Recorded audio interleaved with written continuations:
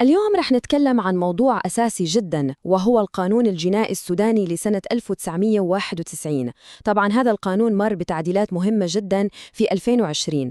وهون يجي السؤال الكبير: كيف بالضبط القانون هذا بشكله الجديد بيعرف الصح والغلط في السودان؟ خلونا نبدأ ونشوف. وقبل ما ندخل في تفاصيل المواد والنصوص، خلونا نفكر لحظة. أي قانون جنائي في العالم هو مش مجرد كتاب قواعد، هو في جوهره مراية بتعكس روح المجتمع. فالسؤال اللي رح يوجهنا اليوم هو: إيش يكشف لنا القانون الجنائي السوداني عن قيم وأولويات البلد؟ تمام، رحلتنا اليوم رح تكون مقسمة ل5 محطات رئيسية. أول شيء، رح نلقي نظرة عامة على القانون المعدل. بعدين نسأل السؤال الأهم: مين الشخص المسؤول قانونياً؟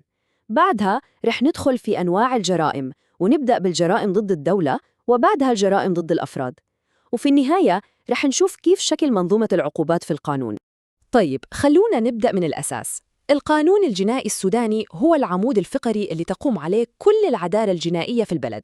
بس إيش هو أساسه بالضبط، وإلى أي مدى يوصل تأثيره؟ نطاق القانون هذا واسع، أوسع مما ممكن نتخيل. يعني هو ما يطبق بس على الأرض السودانية، لا، يشمل كمان المجال الجوي والمياه الإقليمية. لكن النقطة اللي ممكن تكون مفاجئة للبعض هي إنه يلاحق السفن والطائرات السودانية وين ما كانت في العالم، كأنها قطعة أرض سودانية متحركة. وفوق كل هذا، القانون له صلاحية على جرائم معينة ضد الدولة، حتى لو ارتكبها أي شخص خارج السودان. عرفنا الآن وين يطبق القانون.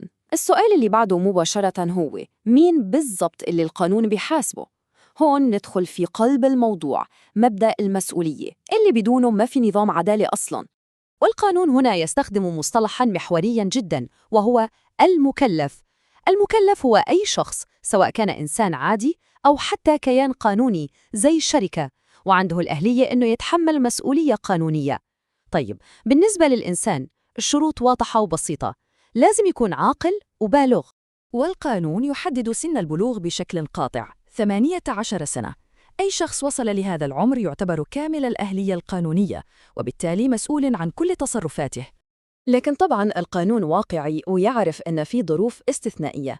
في حالات معينة المسؤولية الجنائية بتسقط، مثلاً القُصّر اللي أعمالهم تحت 18، أو لو كان الشخص مجبر، أو في حالة ضرورة قصوى.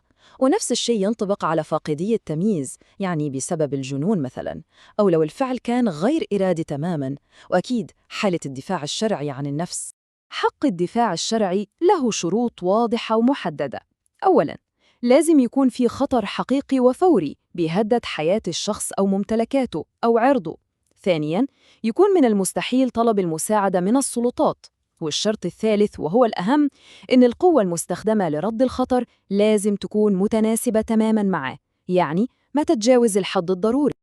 الآن ننتقل لنوعية مختلفة تماماً من الجرائم. الجرائم اللي القانون يعتبرها تهديد مباشر للدولة نفسها. لما نشوف الأمثلة هذه نفهم إيش اللي يعتبره القانون خط أحمر: تقويض نظام الدستوري، شن حرب على الدولة، التجسس. هذه كلها جرائم بتضرب في قلب كيان الدولة. وحتى أشياء زي التحريض على التمرد أو الإضرار بالاقتصاد الوطني ينظر لها كاعتداء خطير على الأمن القومي، وهذا يفسر ليش عقوباتها دايماً تكون من أشد العقوبات. والآن ننتقل للنوع الثاني من الجرائم اللي يمكن يمس حياة الناس بشكل مباشر أكثر: الجرائم اللي تستهدف الأفراد وسلامتهم. وهنا نشوف تفريق جوهري جداً بيعمل القانون في جريمة القتل. في القتل العمد بيكون في نية مبيتة للقتل، أو على الأقل الفعل نفسه خطير لدرجة أن الموت نتيجة متوقعة جداً. أما القتل الخطأ فالنية مش موجودة أبداً، والوفاة بتحصل نتيجة إهمال أو تقصير. هذا التفريق أساسي جداً لأنه يغير العقوبة بشكل كامل. طبعاً قائمة الجرائم ضد الأفراد طويلة ومتنوعة، من القتل بأنواعه إلى التسبب في الأذى والاعتداء والاغتصاب والزنا. ومن الجدير بالذكر هنا إضافة جريمة تشويه الأعضاء التناسلية للإناث بشكل صريح في التعديلات الأخيرة، وهذا يعتبر تطور مهم جداً في القانون. بعدما حددنا الجريمة وعرفنا مين المسؤول، نوصل للمحطة الأخيرة في رحلتنا. طيب، إيش هي العقوبات اللي يفرضها القانون؟ نظام العقوبات هنا مبني على 3 ركائز أساسية. أولاً، الحدود، وهذه عقوبات ثابتة ومحددة لجرائم معينة ما فيها مجال لتقدير القاضي. ثانياً، القصاص، وهو مبدأ العين بالعين، ويطبق بشكل أساسي في جرائم القتل والاعتداء المتعمد. أما الفئة الثالثة والأوسع هي التعزير، وهنا القاضي له سلطة تقديرية واسعة يحدد فيها العقوبة التي يشوفها مناسبة. وبالإضافة للفئات الثلاث هذه، القانون عنده مجموعة واسعة من العقوبات الثانية، تتراوح من الإعدام إلى السجن، مع العلم أن السجن المؤبد في القانون السوداني محدد ب20 سنة. وكمان في عقوبات زي الجلد والغرامات المالية ومصادرة الممتلكات. وفي أداة مميزة وهي الدية، اللي هي تعويض مالي لأهل الضحية في جرائم القتل والجرح. ويمكن هذه الجملة من المادة الثامنة من القانون هي أفضل تلخيص لفلسفته كلها: لا مسؤولية إلا على الشخص المكلف المختار. النص هذا يؤكد على ركنين أساسيين للعدالة الجنائية: الأهلية وحرية الاختيار.